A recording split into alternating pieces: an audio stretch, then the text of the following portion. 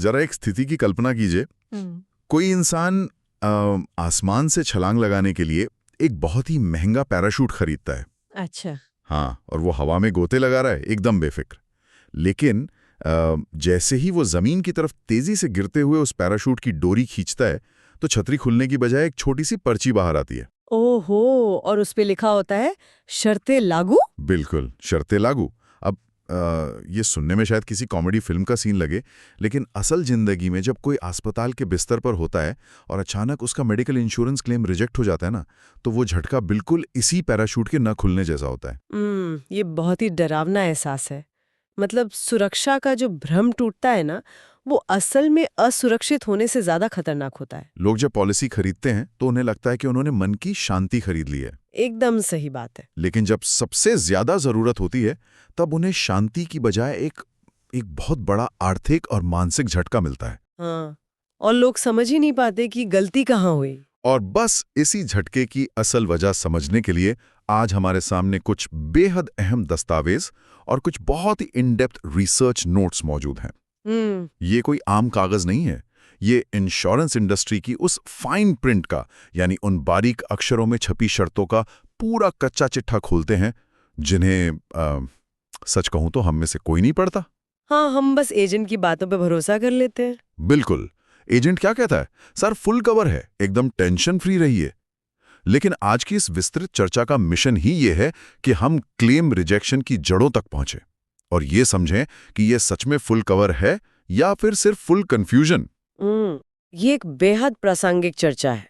मतलब इस भ्रम के जाल से बाहर निकलना हर उस इंसान के लिए जरूरी है जो हर महीने अपनी गाड़ी कमाई से प्रीमियम भर रहा है। हाँ, जब तक हम इस बारीक अक्षरों वाले चक्रव्यूह को डिकोड नहीं करेंगे, लोग एक झूठी सुरक्षा के साए में ही रहेंगे। तो चलिए इस गुत्थी को थोड़ा खोलकर समझते हैं। सबसे पहले बात करते हैं उस चीज की जो किसी भी पॉलिसी में सबसे ज्यादा चमकती है, यानी सम इंश्योर्ड या वो बड़ा कवर अमाउंट। बिल्कुल, 10 लाख या 20 लाख का कवर। हाँ, लोग वो बड़ा नंबर देखते हैं और गहरी सांस लेकर सोचते हैं कि बस अब कोई फिक्र नहीं। ये सुनने में बहुत मजबूत लगता है, लेकिन रिसर्च के मुताबिक ये बिल्कुल उस स्थिति जैसा है जैसे किसी को भारी बारिश से बचने के लिए एक बहुत बड़ी छतरी दे दी गई हो, लेकिन साथ में एक अजीब सी शर्त लगा दी गई हो कि भाई इस छतरी को आप पूरा नहीं खोल सकते। तो छतरी भले ही 20 लाख की हो, लेकिन क्या संकट के समय वो पूरी तरह से इस्तेमाल के लायक होती है? ये एक बहुत ही दिलचस्प मनोवैज्ञानिक पहलू है। हमारा जो दिमाग है ना, वो बड़े नंबरों को देखकर तुरंत शांत हो जाता है। हाँ, एक तसल्ली सी मिल जाती है। बिल्कुल, 10 लाख का नंबर दिमाग में एक अभेद्य किले जैसी इमेज बनाता है। लेकिन हमारे सामने जो दस्तावेज हैं, वे साफ बताते हैं कि ये नंबर पूरी तरह से यूजेबल हो, ऐसा बिल्कुल जरूरी नहीं है। अच्छा। हाँ, क्योंकि यहीं से असली गणित शुरू होता है। अक्सर लोग ये भूल जाते हैं कि इंश्योरेंस कोई बाजार में बिकने वाला साधारण प्रोडक्ट नहीं है। मतलब ऐसा नहीं कि खरीदा और जब मन किया इस्तेमाल कर लिया। तो फिर ये क्या है? ये दो पार्टियों के बीच एक लीगल कॉन्ट्रैक्ट है, एक कानूनी अनुबंध। एक ऐसा कॉन्ट्रैक्ट जिसे सच में शायद ही कोई पूरा पढ़ता है। सही कहा। और किसी भी कॉन्ट्रैक्ट में सिर्फ ये नहीं लिखा होता कि आपको क्या फायदा मिलेगा, उसमें बहुत ही डिटेल में ये भी लिखा होता है कि किन परिस्थितियों में आपको वो फायदा नहीं मिलेगा। ये तो है। इन शर्तों को समझे बिना वो 20 लाख का नंबर बस कागज पर छपी स्याही है। जब तक आप कॉन्ट्रैक्ट की गहराई को नहीं समझेंगे, आपकी सुरक्षा हमेशा अधूरी रहेगी। तो अगर छतरी इतनी बड़ी है तो फिर बारिश में भीगने का इतना डर क्यों है? इसके जवाब में हमारी रिसर्च एक बहुत ही अहम पॉइंट की तरफ इशारा करती है, और वो है समय। टाइमिंग। हाँ, मतलब पॉलिसी लेते ही कवर तुरंत शुरू नहीं होता। दस्तावेजों में वेटिंग पीरियड या प्रतीक्षा अवधि का जिक्र है। ये मुझे किसी नई नौकरी के प्रोबेशन पीरियड जैसा लगता है। प्रोबेशन पीरियड वो कैसे? जैसे जब कोई नई कंपनी ज्वाइन करता है तो उसे पहले दिन से ही सारी छुट्टियां या सारे भत्ते नहीं मिलते ना। उसे कुछ महीने काम करके खुद को साबित करना पड़ता है।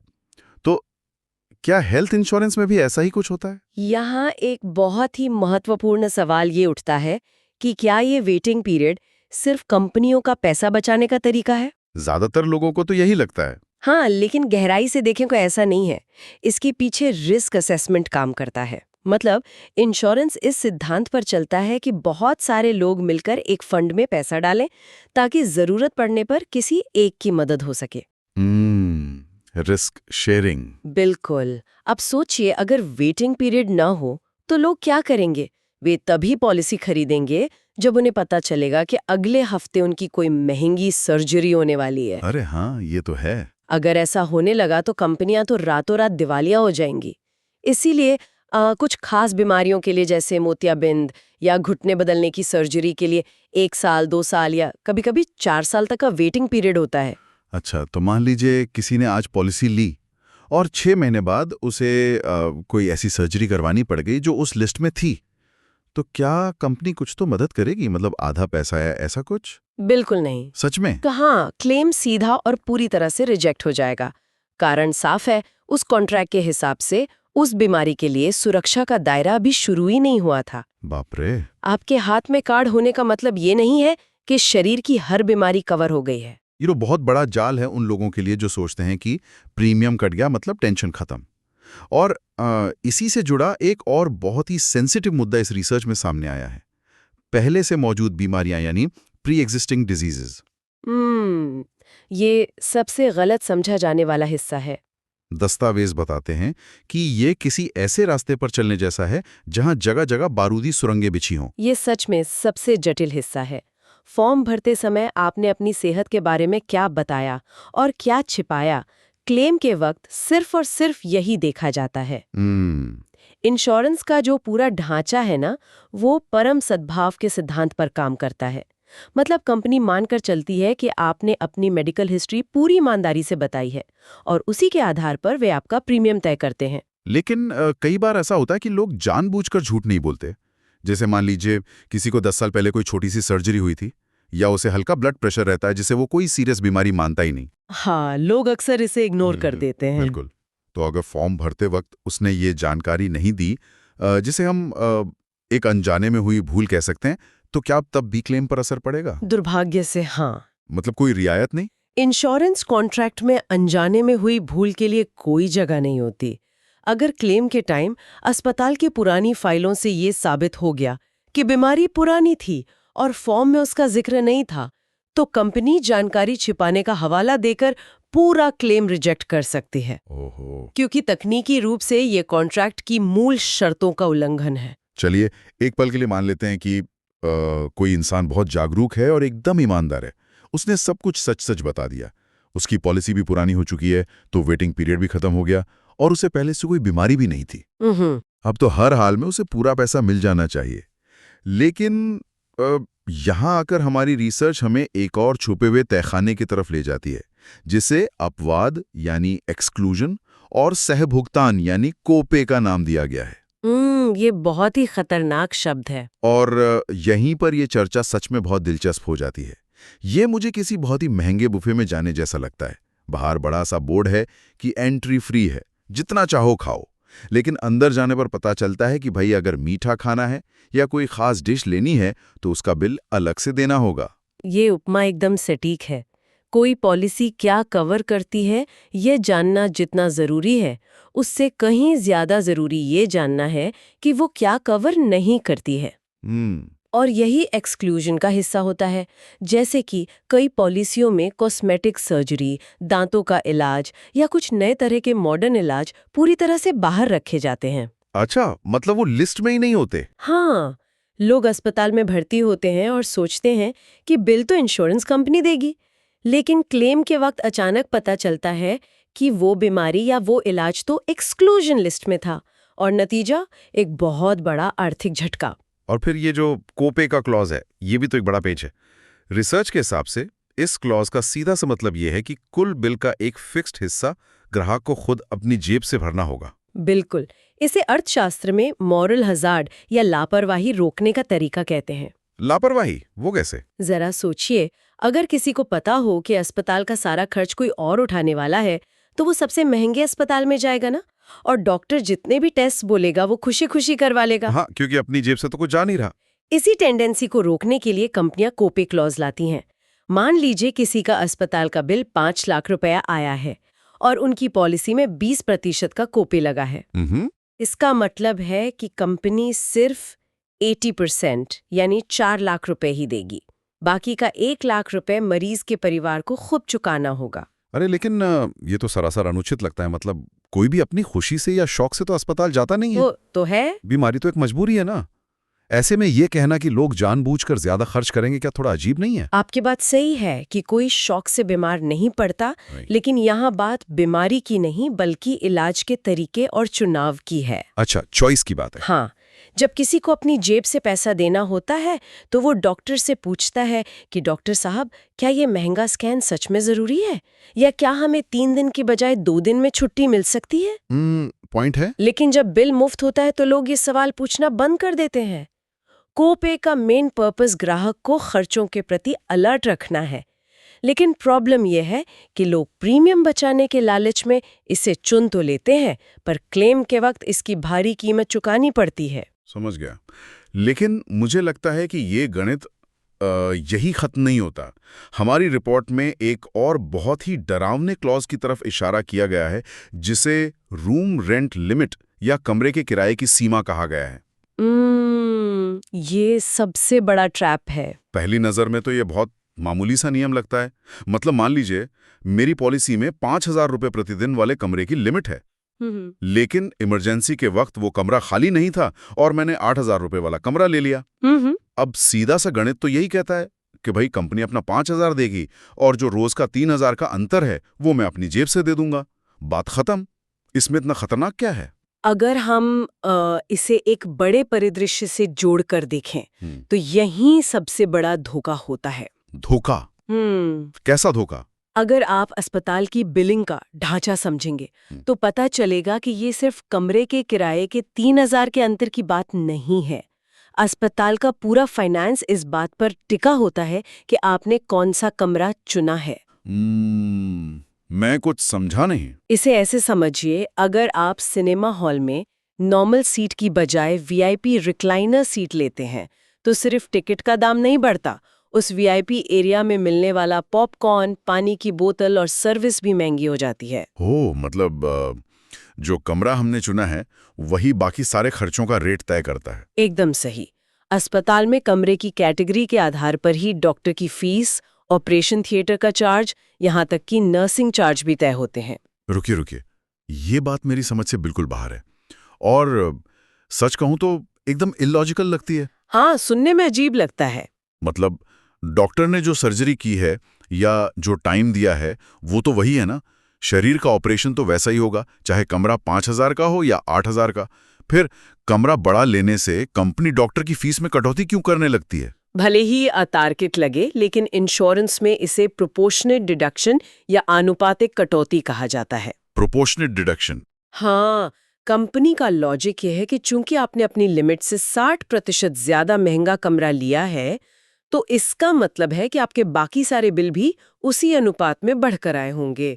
बाप रे। इसलिए कंपनी सिर्फ कमरे के किराए में नहीं, बल्कि डॉक्टर की फीस, सर्जरी और बाकी बिलों में भी सीधे 60% की कटौती कर देगी। ये एक डोमिनो इफेक्ट की तरह है। एक छोटी सी गलती से पूरा घर गिर गया। बिल्कुल, एक छोटे से नियम का उल्लंघन पूरे बिल को ताश के पत्तों की तरह गिरा देता है। और सबसे बुरी बात यह है कि ज्यादातर लोगों को डिस्चार्ज होने तक इस भयानक नियम का पता ही नहीं होता। ये तो वाकई दिमाग सुनकर देने वाला है। तो जब हम इन सारी थियरीज और छुपे हुए क्लॉजेस को एक साथ जमीन पर उतरते हुए देखते हैं तो असल जिंदगी में क्या होता है? असल जिंदगी की कहानी बहुत अलग होती है। रिसर्च ने हमें एक बहुत ही प्रैक्टिकल इंडियन सिनेरियो दिया है। जी। हम अक्सर विज्ञापनों में सुनते हैं ना, हमारा अस्पताल कैशलेस है। हाँ, बहुत आम है ये। लोगों को लगता है कि कैशलेस का सीधा सा मतलब है कि अस्पताल जाओ, कार्ड दिखाओ और वॉलेट निकालने की कोई जरूरत ही नहीं है। लेकिन दस्तावेज साफ साफ चेतावनी दे रहे हैं कि कैशलेस सुविधा कोई जादू की छड़ी नहीं है। और यही सबसे बड़ा भ्रम है जिसे तोड़ना जरूरी है। कैशलेस का मतलब ये बिल्कुल नहीं है कि कंपनी बिना कुछ पूछे सारा बिल भर देगी। ये सिर्फ एक तरह की प्री ऑथराइजेशन है। अच्छा। क्लेम का फाइनल अप्रूवल, पॉलिसी की शब्दावली, नेटवर्क हॉस्पिटल की कैटेगरी, ये सब कैशलेस पर भी वैसे ही लागू होते हैं जैसे नॉर्मल क्लेम पर। तो मतलब इस सब का असल मतलब क्या है? हमारी रिसर्च में दी गई वो केस स्टडी तो सच में आंखें खोलने वाली है।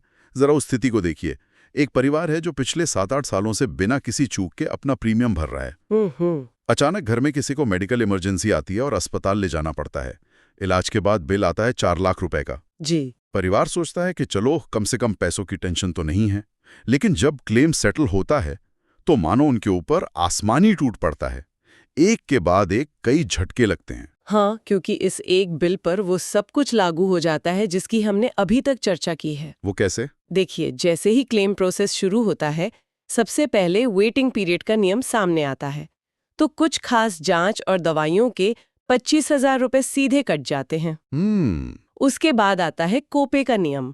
मान लीजिए 10% कोपे था, तो बचे हुए बिल में से वो भी कट गया। और फिर वो कमरे वाला नियम। बिल्कुल, आखिर में सबसे बड़ी चोट मारता है कमरे के किराए की आनुपातिक कटौती का नियम, क्योंकि जल्दबाजी में परिवार ने अपनी लिमिट से थोड़ा महंगा कमरा ले लिया था। और इन सारी कटौतियों के बाद जो मेन बिल 4 लाख रुपए का था, उसका फाइनल पेमेंट सिर्फ 2,40,000 रुपए ही होता है। हाँ, और बाकी का 1,60,000 रुपए वो उस परिवार को अपनी जेब से भरना पड़ता है, वो भी तब जब वे सालों से ईमानदारी से अपना प्रीमियम दे रहे थे। ये उम्मीद और हकीकत के बीच का सबसे क्रूर उदाहरण है।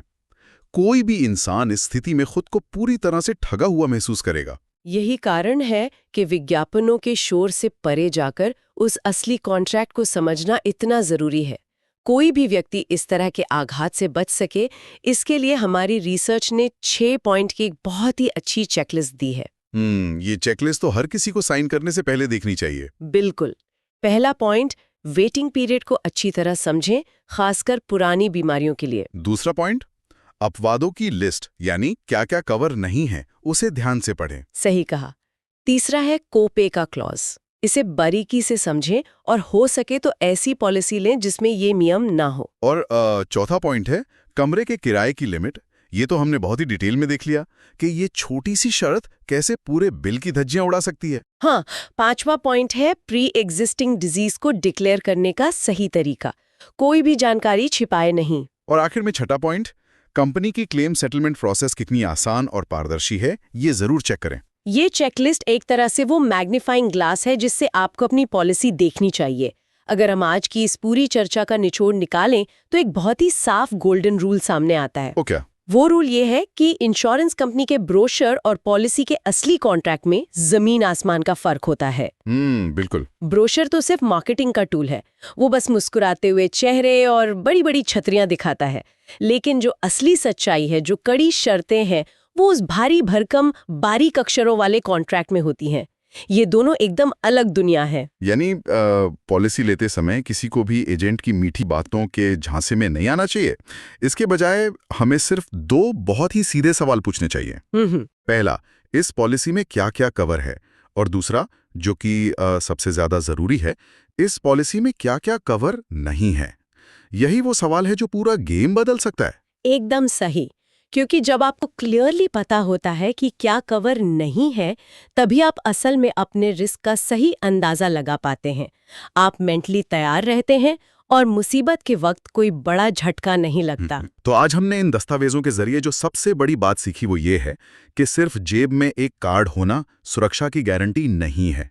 उस कार्ड के पीछे के पूरे सिस्टम को, उस फाइन प्रिंट को समझना ही हमारी असली सुरक्षा है। 100% सही बात है। और मुझे लगता है कि हमारी आज की ये गहन चर्चा हर सुनने वाले के लिए एक बहुत ही रोचक सवाल पर आकर रुकती है।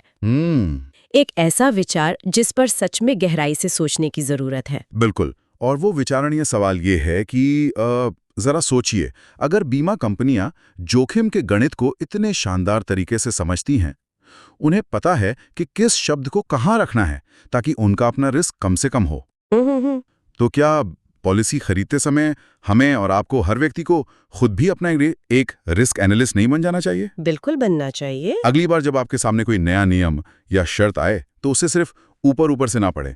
एक पल के लिए रुकें और सोचें कि इस एक नियम के पीछे कंपनी फ्यूचर का कौन सा बड़ा रिस्क टालना चाह रही है। और सबसे जरूरी बात, क्या वो रिस्क जो कंपनी बड़ी चालाकी से अपने सिर से हटा रही है, वो अब सीधे तौर पर आपके कंधों पर तो नहीं आ गया? इस सवाल पर जरूर विचार कीजिएगा।